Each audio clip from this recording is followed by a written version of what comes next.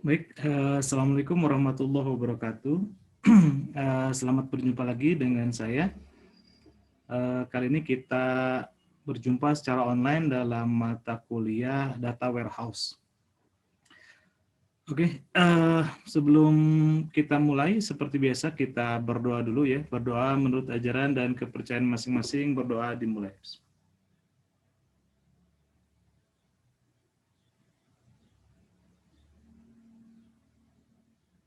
Baik, berdoa selesai. Baik, pada semester genap tahun akademik 2021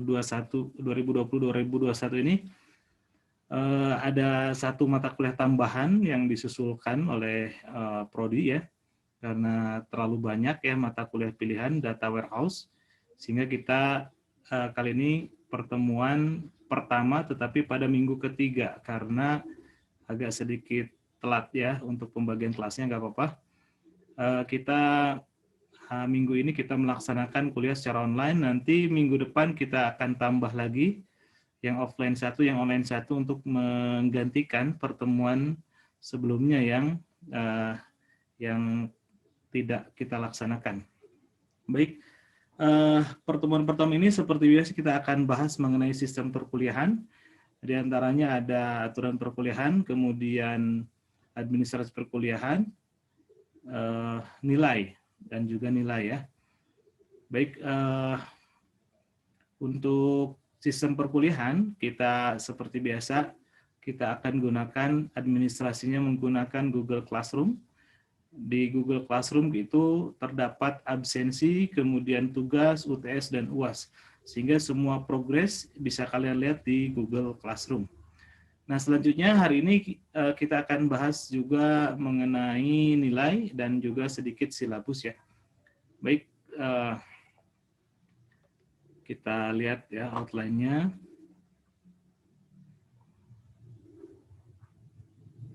Nah, ini ya di layar bisa kita lihat, bisa dilihat di sini ada outline ya. Yang pertama sistem perkuliahan, administrasi perkuliahan, conference, kalaupun ada nanti conference kita akan menggunakan Zoom ya. Kemudian nilai, absensi 25%, tugas 25%, UTS 25%, dan UAS 25%. Sama seperti perkuliahan kita yang lain. Baik, kita mulai saja ya. Sebelumnya saya ingatkan jangan lupa untuk mengisi absensi di Google Classroom ya, dan juga nanti akan ada tugas hari ini oleh-oleh dari saya supaya kalian menggali lagi, supaya kalian membaca atau mengamati lagi dan bisa mengambil kesimpulan apa itu secara umum mengenai data warehouse ya. Baik, seperti biasa untuk memahami mata kuliah kita harus melakukan pendekatan secara etimologi atau secara bahasa. Kalau kita lihat ya secara bahasa data warehouse, mungkin kalian juga sudah bisa menebak. Data itu ya data-data yang kita olah ya untuk diolah menjadi informasi, dan kalian kuliah di informatika itu salah satunya untuk merancang sebuah sistem informasi yang tugasnya adalah mengolah data menjadi informasi yang dibutuhkan untuk level manajemen, untuk proses pengambilan keputusan. Nah, kalau kita lihat data itu banyak sekali, dari mulai data, kemudian informasi, kemudian ada basis data. Nah, level selanjutnya dari basis data itu ada yang namanya data warehouse ya. Secara etimologi kalian juga bisa menebak mungkin warehouse itu apa. Warehouse itu kalau dalam bahasa Indonesianya itu gudang. Jadi gudangnya data ya. Nah, kalian bisa membaca di situ atau menganalogikan data warehouse itu sebagai gudangnya data. Di mana dalam kehidupan sehari-hari kita kalau mempunyai gudang itu biasanya terdiri atau diisi oleh barang-barang yang lama ya, barang-barang yang tidak dipakai, itu berisi gudang. Tetapi suatu saat kita juga kadangkala masuk ke gudang mencari data-data atau mencari barang-barang lama yang sudah tidak dipakai. Nah, asumsi itu sama dengan data warehouse, di mana data warehouse itu adalah tempat penyimpanan data yang cukup lama ya. kebutuhannya adalah kebutuhannya untuk suatu saat ketika data tersebut dibutuhkan, kita bisa mengolah data, menganalisis data untuk proses pengambilan keputusan tentunya. Nah, kita lihat definisi definisi data warehouse menurut berbagai ahli ya, dari beberapa ahli. Yang pertama dari Barry Duflin ya. Data warehouse itu adalah sebuah tempat penyimpan data yang lengkap dan konsisten yang berasal dari sumber-sumber yang berbeda dibuat untuk penggunaannya agar mereka dapat mengerti dan menggunakannya dalam konteks bisnis ya. Oke, jadi hampir sama dengan konsep database ya. Tapi di sini kita lihat penyimpanan data yang lengkap dan konsisten ya, artinya datanya itu harus konsisten ya, datanya harus tidak berubah-ubah ya, konsisten di sini. Artinya ketika kita sudah mempunyai data yang lengkap di perusahaan, di lembaga atau di organisasi yang kita kelola, tentunya ketika data tersebut sudah usang, artinya misalnya data itu kan atau informasi itu setiap waktu selalu diolah ya, selalu diolah, digunakan. Nah, ketika sudah habis waktunya, tentunya data tersebut akan disimpan, diganti dengan data yang baru dan seterusnya. Nah, data yang kita simpan itu harus bersifat konsisten dan lengkap, sehingga suatu saat ketika kita membutuhkan, maka data tersebut siap untuk kita gunakan ya. Nah, itu Barry Duflin yang pertama. Yang kedua dari Forrester Research yang dilakukan tahun 1996 ya, bahwa data warehouse itu adalah sebuah proses transformasi data ke dalam sebuah informasi dan membuat informasi ini dapat diakses oleh penggunanya tepat waktu untuk membuat perubahan-perubahan atau strategi bisnis. Karena kita tahu dalam menjalankan sebuah bisnis ataupun organisasi, kadangkala kita harus dihadapkan pada sebuah analisis data secara historikal. Ya, contoh dalam proses sales forecasting ya. Sales forecasting yaitu perkiraan perkiraan penjualan ke depan yang menentukan berapa jumlah barang yang harus diproduksi ya. Itu dalam sales forecasting itu kita membutuhkan data-data beberapa tahun atau dekade ke belakang supaya kita bisa menganalisis tren penjualan ke depan, rata-rata penjualan itu berapa, sehingga kita bisa tahu berapa jumlah barang yang harus diproduksi ya. Untuk beberapa kasus tentunya itu dibutuhkan. Dan untuk strategi bisnis yang lainnya kadangkala kita membutuhkan data yang sudah disimpan atau data-data lama ya untuk proses analisis dalam rangka pengambilan keputusan. Oke, kita lanjut. Dan ini beberapa definisi dari para ahli yang lainnya. Jadi pada intinya data warehouse itu adalah sebuah basis data yang disimpan ya, sebuah data dari basis yang kita dapatkan melalui basis data yang disimpan dalam waktu yang cukup lama. Suatu saat kita akan menggunakan, maka disimpan dalam data warehouse. Nah, menurut definisi ini, W.H. Inman dan Richard D.H. dia mendefinisikan bahwa data warehousing adalah koleksi data yang mempunyai sifat berorientasi subjek, ya, bukan operasional tapi berorientasi subjek, kemudian terintegrasi, time varian, ya, mempunyai variasi waktu yang berbeda-beda, beragam dari lama sampai sekarang, dan bersifat tetap dari koleksi data dalam mendukung proses pengambilan keputusan manajemen. Nanti kita akan lihat karakteristik data warehouse, ya, banyak, salah satunya adalah yang disebutkan oleh W.H. Inman dan Richard D.H. Oke, kita lihat lagi definisi yang lain. Kelihatannya ini sama ya, sama. Jadi garis benang merahnya itu adalah data warehouse itu adalah sebuah data atau sebuah database yang disimpan, sebuah data atau informasi yang sudah usang, yang tidak digunakan lagi pada saat itu dan disimpan dalam sebuah tempat. Nah, kita sebut tempat itu sebuah data warehouse ya. Oke. Nah, kalau menurut Powell kita lihat merupakan basis data relasional yang didesain lebih dari query dan analisa daripada proses transaksi. Biasanya mengandung histori data dari proses transaksi dan juga bisa data dari sumber lainnya. ya. Jadi itu dari berbagai ya definisi basis data dari berbagai pakar, oke ya. Oke. Atau dari para ahli. Selanjutnya kita lihat, kita bisa simpulkan dari berbagai ahli itu. Kesimpulannya bahwa data warehouse adalah basis data yang menyimpan data sekarang dan data masa lalu yang berasal dari berbagai sistem operasional dan sumber yang lain, ya, sumber eksternal, yang menjadi perhatian penting bagi manajemen dalam organisasi dan ditujukan untuk keperluan analisis dan pelaporan manajemen dalam rangka pengambilan keputusan, ya. Jadi kan kalau data yang supaya efektif dan efisien, sistem yang berjalan atau sistem operasional yang berjalan itu hanya menyimpan data-data atau data-data yang ada saat ini atau dalam jangka waktu 1-5 tahun. Sedangkan waktu-waktu data-data atau informasi yang sifatnya lama itu kita simpan di sebuah data warehouse. Sebetulnya data warehouse dan data operasional itu secara sistemik itu menyatu gitu ya. Tapi untuk mengefektifkan efisien sistem, tentunya data yang lama itu akan kita simpan menjadi ke dalam sebuah basis data. Sama saja ya, disimpannya dalam basis data sama. Secara sistem tidak ada perbedaan, tetapi secara konsep ya, secara konsep mendesain sebuah data warehouse ya. Oke, kita akan lebih jauh membahas nanti di slide-slide selanjutnya. Data warehouse adalah pusat repositori informasi yang mampu memberikan database berorientasi subjek untuk informasi yang bersifat historis yang mendukung decision support system dan executive information system.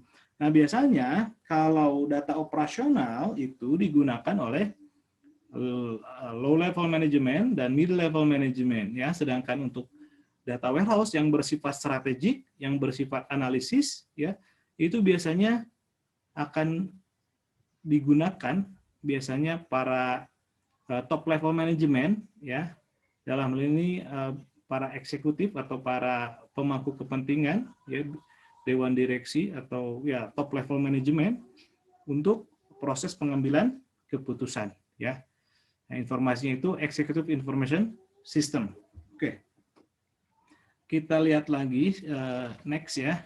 Nah, jadi tujuannya adalah untuk meningkatkan kualitas dan akurasi informasi bisnis dan mengirimkan informasi ke pemakai dalam bentuk yang dimengerti dan dapat diakses dengan mudah. Oke, jadi di sini kita lihat ada kualitas dan akurasi informasi ya. Dalam hal ini mengirimkan informasi ke pemakai. Nah, pemakai ini adalah bagian eksekutif atau top level management kalau dalam organisasi ya, yang mempunyai tugas untuk proses pengambilan keputusan.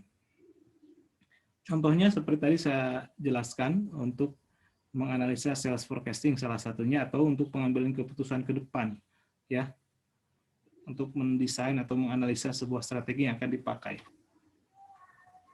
Nah, tugas data warehouse ya, tugas data warehouse tentunya satu ada pembuatan laporan ya, laporan berdasarkan data yang sedang ada saat ini ataupun data yang lampau. Yang kedua, data warehouse itu juga sebagai online analytical processing atau kita sering mendengarnya OLAP ya. Jadi online analytical processing. Jadi data warehouse itu harus ada sistem OLAP-nya ya, yaitu sistem yang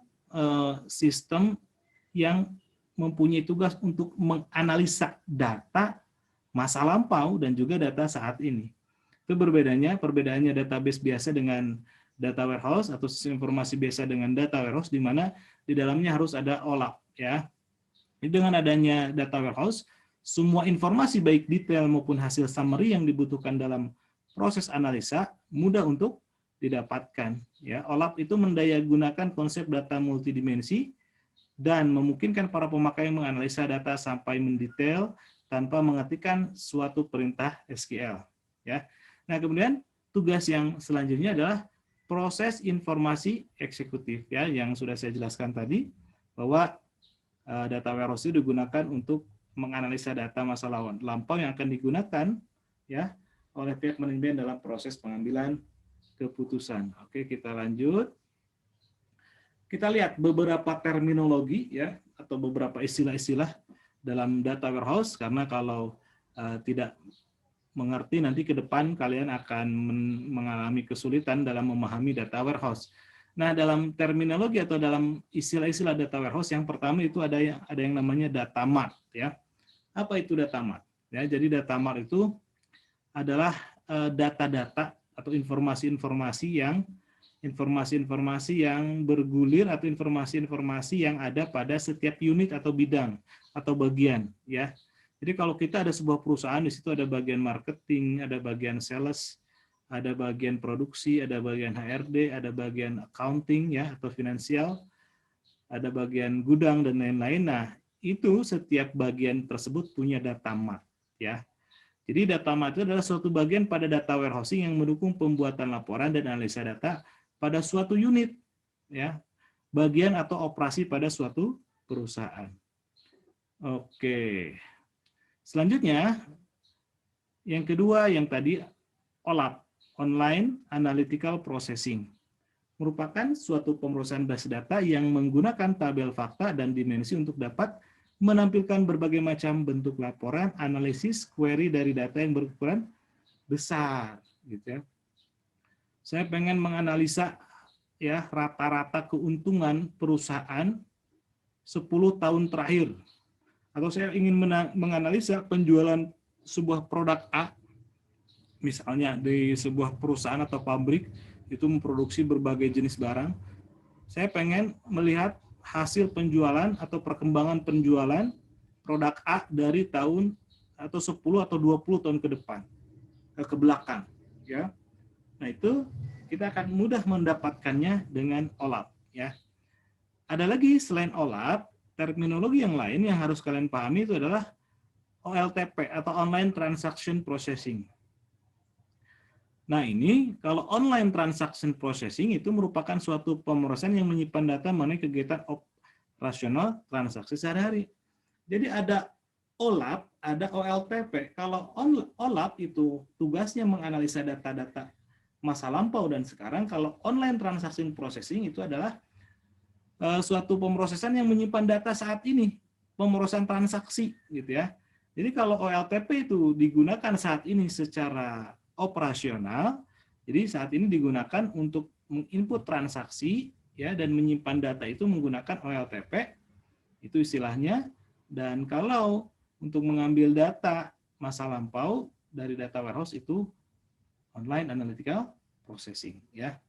Oke, itu 3 terminologi. Selanjutnya dalam data warehouse juga ada istilah dimensi table, fact table, dan decision support system. Ya, kalau dimension table itu adalah tabel yang berisikan kategori dengan ringkasan data detail yang dapat dilaporkan. Ya, seperti laporan laba pada tabel fakta dapat dilaporkan sebagai dimensi waktu. Ya, jadi dinamakan dimensi tabel karena tabel ini berisi data secara historikal. Jadi seperti matriks di mana kita lihat misalnya untuk tabel yang mempunyai dimensi tidak hanya 2 dimensi tapi punya dimensi ketiga ke belakang. Dimensi ketiganya itu apa? Yaitu waktu. Ya, mempunyai dimensi waktu. Di mana tabel pertama itu misalnya hasil penjualan untuk produk A untuk tahun sekian. Nah dimensi ke belakangnya itu adalah hasil penjualan produk A tahun 5 tahun ke belakang. Ya, makanya dimensi table. Fact table merupakan tabel yang umumnya mengandung angka dan data histori di mana key atau kunci yang dihasilkan sangat unik karena key tersebut terdiri dari foreign key, kunci asing yang merupakan primary key dari beberapa dimensi tabel yang berhubungan. Di situ fact table itu adalah salah satu bagian dari dimensi table per satuan waktu. Ya. Nah, selanjutnya adalah decision support system. Nah, kalian tahu apa itu decision support system ya? Itu sistem pendukung pengambilan keputusan. Ya, inilah ya kita bisa decision support itu adalah satu level sistem satu level lebih tinggi dari sistem informasi di mana sistem tersebut sudah bisa memberikan alternatif pengambilan keputusan. Ya, nah berdasarkan data-data yang ada, baik data saat ini maupun data masa lampau ya. Oke, lanjut. Nah, apa perbedaan data warehouse dan online transaction processing? Nah, di sini bisa dilihat ya yang sangat kentara sekali Kalau OLTP menangani data saat ini, data operasional saat ini per hari. Kalau data warehouse lebih cenderung mengenai data yang masa lalu, ya. Kalau OLTP data bisa saja disimpan pada beberapa platform, ya. Kalau data warehouse data disimpan dalam satu platform.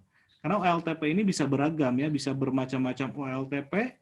Nah, ketika sudah mau dimasukkan ke dalam data warehouse maka harus disimpan dalam satu platform dengan data yang distandarisasikan, ya. Oke, kemudian kalau OLTP data diorganisasikan berdasarkan fungsi atau operasi seperti penjualan, produksi, dan pemrosesan pesanan. Kalau data warehouse, data diorganisasikan menurut subjek, seperti pelanggan atau produk. Ya. Jadi kalau OLTP berdasarkan operasional, transaksi operasional, kalau data warehouse berdasarkan subjeknya. Ya. Kemudian OLTP pemrosesan bersifat berulang, kalau data warehouse pemrosesan sewaktu-waktu. Dan yang selanjutnya untuk mendukung keputusan harian, kalau OLTP data warehouse untuk mendukung keputusan yang strategis, ya, yang sifatnya visioner, yang sifatnya visi, yang sifatnya untuk meningkatkan kinerja perusahaan, ya. Kalau OLTP melayani banyak pemakai operasional karena sistem OLTP itu merupakan sistem informasi yang digunakan saat itu untuk pemrosesan transaksi. Ya, kalau data warehouse untuk mendukung pemakai manajerial yang berjumlah relatif sedikit. Makanya tadi saya bilang yang menggunakan data warehouse atau yang menggunakan informasi yang diolah data warehouse itu adalah pihak top level manajemen atau level manajerial atau level direksi, ya. Kalau OLTP berorientasi pada transaksi, ya, yang disimpan, yang diproses transaksi harian. Kalau data warehouse berorientasi pada analisis data, ya. Jadi tujuannya itu untuk analisis data. Oke, silakan bagi ada yang bertanya, silakan di chat, ya, di kolom komentar. Kita rehat dulu sejenak.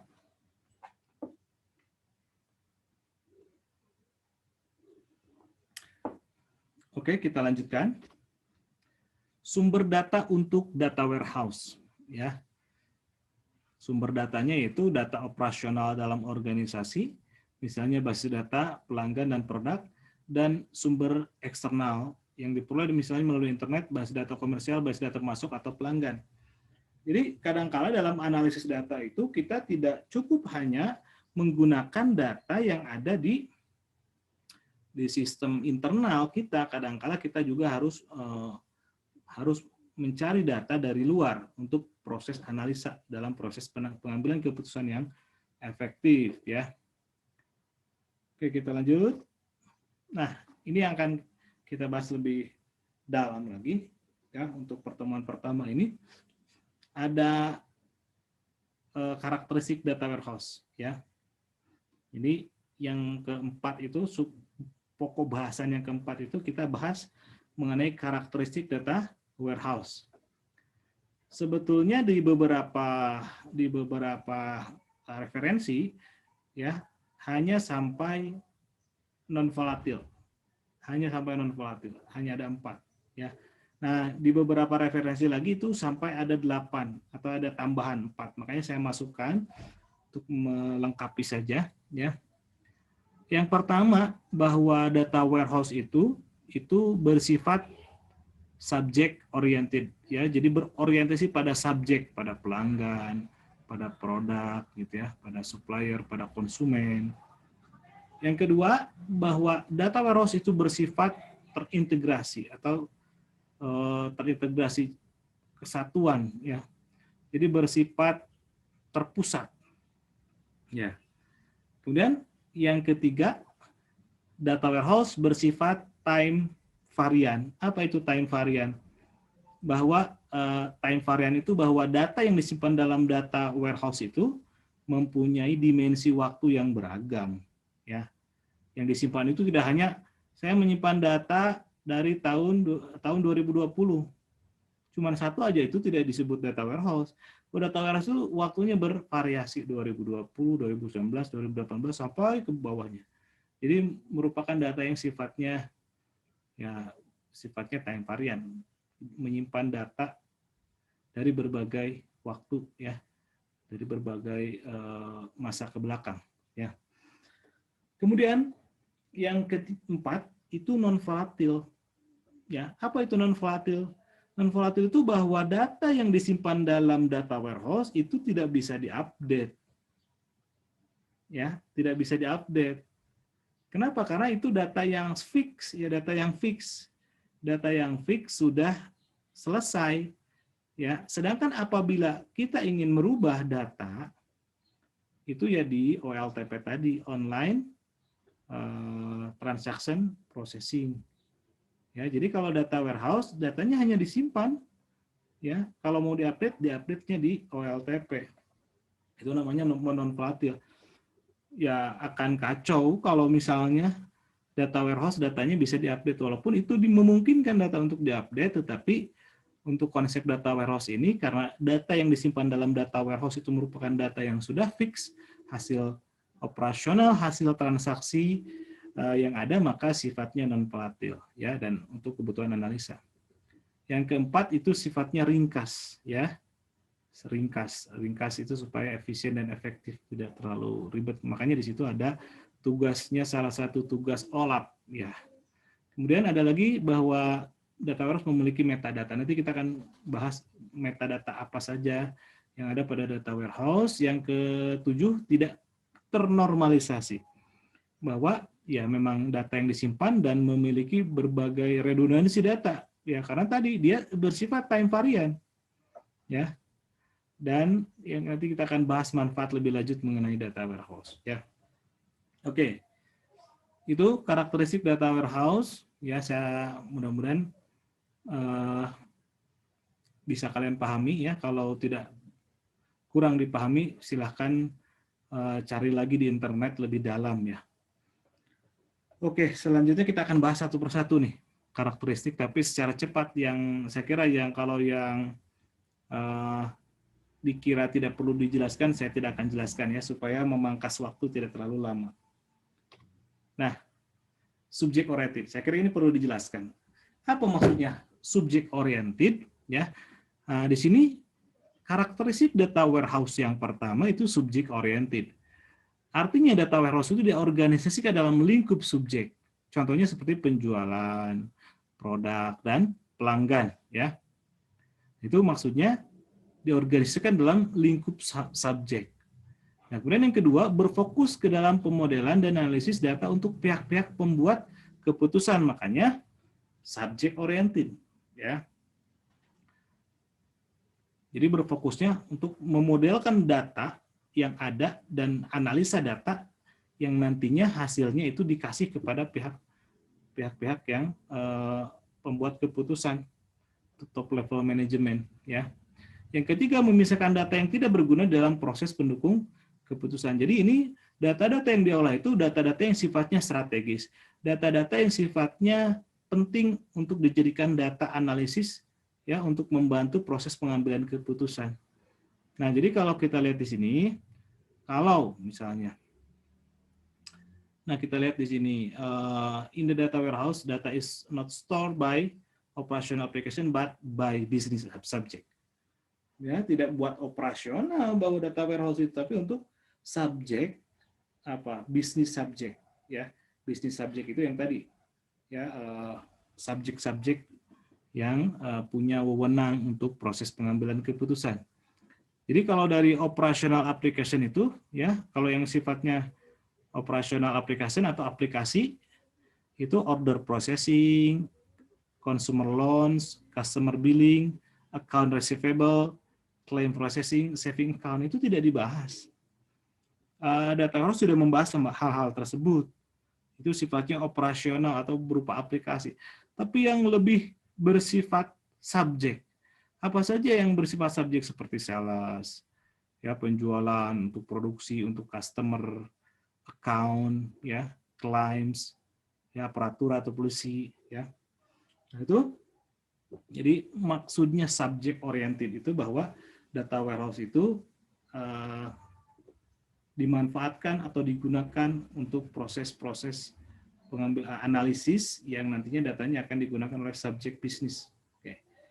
Nah, selanjutnya integrated ya. Nah, jadi data warehousing dapat menyimpan data-data yang berasal dari sumber-sumber yang terpisah ke dalam suatu format yang konsisten dan saling terintegrasi satu dengan yang lainnya. Jadi walaupun kita mempunyai beberapa platform basis data, ketika kita mendesain sebuah data warehouse itu harus di satu formatnya harus disamakan, ya, dengan demikian dan disimpan dalam sebuah basis data yang sudah didesain sedemikian rupa menjadi sebuah data warehouse. Dengan demikian data tidak bisa dipecah-pecah karena data yang ada merupakan suatu kesatuan yang menunjukkan keseluruhan konsep data warehousing itu sendiri, ya, sehingga di sini misalnya kita punya berbagai data, ada saving, loans, trust, credit card, ya. Ada same data, different name, misalnya dari satu saving dan loans itu ada different data yang datanya berbeda dengan nama yang sama, ada data found here, nah yang ada data yang cuma ditemukan di trust tapi ditemukan di objek di bidang yang lain. Ada juga yang different key, same data, datanya sama tapi kuncinya primary key-nya berbeda. Nah, itu harus disamakan terlebih dahulu menjadi sebuah kesatuan yang terintegrasi, ya, terpusat. Oke, kita lanjut. Nah, ini contohnya, ya. Jadi data inconsistent are removed. Data from the first operational application is integrated. Jadi data-data yang tidak konsisten itu tidak dipakai, ya. Jadi data from the first operational application is dan data disatukan. Contohnya di sini ada saving count, checking count, loan count dijadikan menjadi satu subjek dalam data warehouse yaitu account, ya. Nah, data perlu distandarkan. Contohnya ini, datanya disamakan. Oke, saya kira mudah-mudahan kalian paham, ya. Saya kira cukup jelas lah, ya.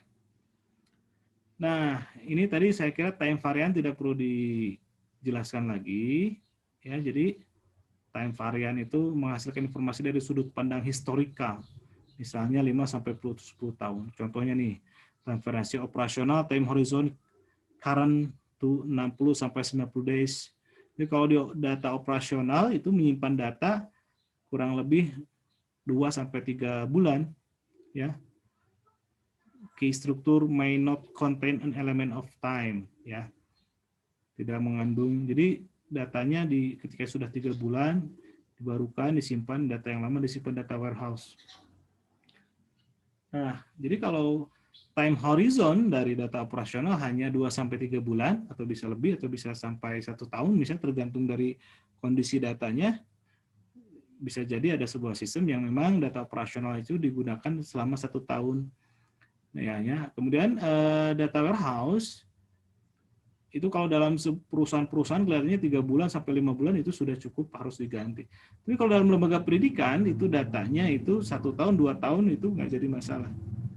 Dimasukkan dalam data warehouse itu misalnya udah 3 tahun atau 1 tahun lah minimal. Oke. Time varian. Saya kira time varian sangat jelas, ya. Non volatil lah. Tadi saya jelaskan non volatil itu data yang ada pada data warehouse itu tidak bisa diupdate. Ya karena datanya adalah merupakan data yang sudah fix, yang sudah dijalankan atau data operasional. Data operasional itu kan diedit, diupdate, dihapus ketika datanya digunakan atau di-create. Ketika sudah datanya usang, maka ya sudah fix datanya, baru masuk di load ke data warehouse.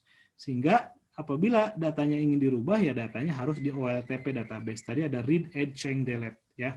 Pada operasional sistem application. Sedangkan pada data warehouse itu hanya dibaca saja.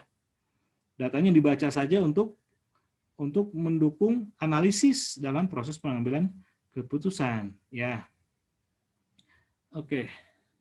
Itu maksudnya non volatil. Datanya tidak, tadi beberapa karakteristik yang lain tidak ternormalisasi. Manfaatnya diperlukan bagi para pengambil keputusan manajemen dari suatu organisasi atau perusahaan, ya. Jadi bersifat ringkas, menyediakan ringkasan, ya, menyediakan ringkasan atau summary data operasional yang sederhana dan mudah dipahami. Jadi data bersifat ringkas itu bukan merupakan data transaksional. Contoh, kita per hari itu ada transaksi penjualan barang, ya. Dari customer A membeli 10 barang, satu barang itu produk A jumlahnya 10, jumlah pembeliannya harganya sekian. Produk B jumlahnya total ditotalkan sekian. Nah, itu data warehouse tidak menyimpan data-data seperti itu, tetapi data-data yang ringkas, di mana seperti rekap penjualan per hari, atau bahkan ya rekap penjualan per bulan yang disimpannya itu. Ya, warehouse menyediakan ringkasan-ringkasan data operasional yang sederhana dan mudah dipahami oleh pihak manajemen, karena pihak manajemen itu sudah membutuhkan berapa sih jumlah pembelian barang si A, gitu kan? Tidak, tapi lebih kepada data untuk pengambilan keputusan. Total penjualan atau total kerugian, total misalnya barang yang di return, total dalam 1 bulan atau dalam 1 tahun, apa penyebabnya nanti dianalisa. Ya. Nah, kemudian memiliki metadata. Metadata itu menjadi bagian data warehousing karena metadata mempunyai dampak yang besar pada bagaimana data warehousing itu berfungsi. Ya, metadata itu atribut atau properties dari sebuah data. Ya. Metadata menguraikan struktur dari arti data, sehingga mendukung penggunaan efektif atau tidak efektifnya data. Metadata menyimpan kunci agar pengguna merasa nyaman dan akrab memanfaatkan teknologi. Jadi, ada sebuah data, maka memiliki metadata, memiliki propertiesnya dari mulai create-nya kapan, data mengenai apa, ukurannya berapa, isinya file apa saja, dan itu metadata, ya. Deskripsi dari data. Nah, ini, ya, arsitektur data warehouse. Jadi, ini data source A, source B, source C, ini kita bisa sebut, kalau tadi dari aspek terminologi data mart, itu kita bisa sebut data mart, di mana data warehouse itu terdiri dari beberapa data mart. Nah, kemudian sebelum masuk ke data warehouse, itu ada yang namanya ETL, ya. ETL itu apa? ETL itu adalah sebuah proses data load, sebuah proses data dari data mart itu ke mana? Ke data warehouse. Ada ETL, ya. ETL itu apa? Extract, ya. T-nya transform, L-nya load, ya. Jadi data dari berbagai platform basis data atau data mart, sebelum kita masukkan di load ke dalam data warehouse, maka harus ada proses penstandarisasian, ya, tadi kan harus distandarisasikan, melalui proses extraction, transform, diekstrak datanya menjadi sebuah bentuk yang nanti sesuai dengan format data warehouse, ditransformkan, tadi distandarisasikan, dan dimasukkan ke dalam data warehouse. Lebih jelas, lebih lengkapnya lagi, ini arsitektur data warehouse, sumber data internal, sumber data operasional 1, operasional 2, operasional 3, atau kita kenal ini dengan istilah lain yaitu data mart, ya. Data mart, di sini ada manajer data warehouse, yang tadi proses ETL itu, di sini masuk ke dalam sebuah data warehouse. Nah, apa saja yang di manajer data warehouse di dalam manajer data warehouse itu ada proses apa saja? Di sana perangkat EIS, ya, Executive Information System. Kemudian ada perangkat pelaporan untuk melaporkan data yang dibutuhkan. Ada perangkat pengembangan aplikasi untuk analisis data warehouse. Kemudian di dalamnya ada online analytical processing. Ya, inilah nanti sebuah sistem yang menganalisa data-data masa lampau yang akan di-generate, yang akan dihasilkan informasinya untuk para pendukung pengambilan keputusan atau untuk stakeholder yang membutuhkan informasi yang sifatnya strategis, ya. Nah, di sini ada data mining. Nanti kita bahas khusus untuk data mining. Mungkin ada mata kuliah khusus, ya. Nanti hubungan data mining dan data warehouse itu bagaimana. Oke. Nah, sifat data warehouse yang tadi multidimensional, ya, multidimensional itu seperti gambar. Kenapa disebut multidimensional? Karena memang datanya itu tidak hanya satu dimensi, tetapi dia punya dimensi ketiga, yaitu dimensi waktu. Sehingga kalau kita lihat di sini, misalnya ini ada sebuah produk yang kita distribusikan ke daerah Jawa Barat, yang disimpan dalam data warehouse, itu hasil penjualan produk satu yang disimpan di dalam yang dijual di Jawa Barat tahun ke-1 yang ini, ya, atau di Jawa Tengah tahun ke-1 yang ini, tahun kedua, tahun ketiga, tahun ke-4, sehingga mempunyai dimensi waktu. Itu sifatnya multidimensi itu seperti itu. Ya, ini petunjuk membangun data warehouse. Silakan nanti dibaca saja ya. Jadi ada beberapa parameter atau ada beberapa kriteria atau aturan-aturan dalam membangun data warehouse. Pertama, menentukan misi dan sasaran bisnis. Jadi kita membuat data warehouse itu tidak bisa sembarangan, harus dianalisa dulu berdasarkan strategi-strategi bisnis yang dibutuhkan. Data-data apa saja yang dibutuhkan untuk analisis data pengambilan keputusan. Ya, kemudian mengidentifikasi data dari basis data operasional dan sumber lain. Ya, oke, silakan dibaca sisanya. Nah, ini data mart ya. Data mart tadi sudah saya singgung bahwa data mart itu adalah data-data operasional yang ada di salah satu bidang di perusahaan. Itu disebut data mart. Contoh, sebuah data yang disimpan dalam sebuah basis data hanya satu bagian produksi saja. Itu kita sebut data mart ya. Oke. Oke, di sini kita bisa lihat subset ya, data mart itu subset of data warehouse for community users. Contohnya accounting department. Sometimes exist as multidimensional database. Ya. Kadang-kadang contoh kalau kita lihat tadi untuk sebuah perusahaan dia menggunakan data 60 sampai 90 hari. Itu kan juga multidimensi, ada bulan pertama, ada bulan kedua, ada bulan ketiga, atau bahkan sampai 1 tahun. Sometimes exist as multidimensional database. Ada lagi informat, summaries data plus report for community users. Ya, jadi di dalam data mart juga sudah ada rekapitulasi datanya dan laporannya ya untuk komunitas penggunanya gitu ya. Nah, oke, saya kira untuk pertemuan kali ini cukup ya. Nanti akan saya kasih oleh-oleh. Nanti saya akan upload tugasnya di Classroom. Oke, kalau ada pertanyaan silahkan chat di kolom komentar ya. Di YouTube-nya boleh ataupun di Google Classroom. Baik, terima kasih. Kita tutup perkuliahan ini dengan membaca hamdalah. Alhamdulillahirabbil alamin. Wabillahi taufiq wal hidayah. Wassalamualaikum warahmatullahi wabarakatuh.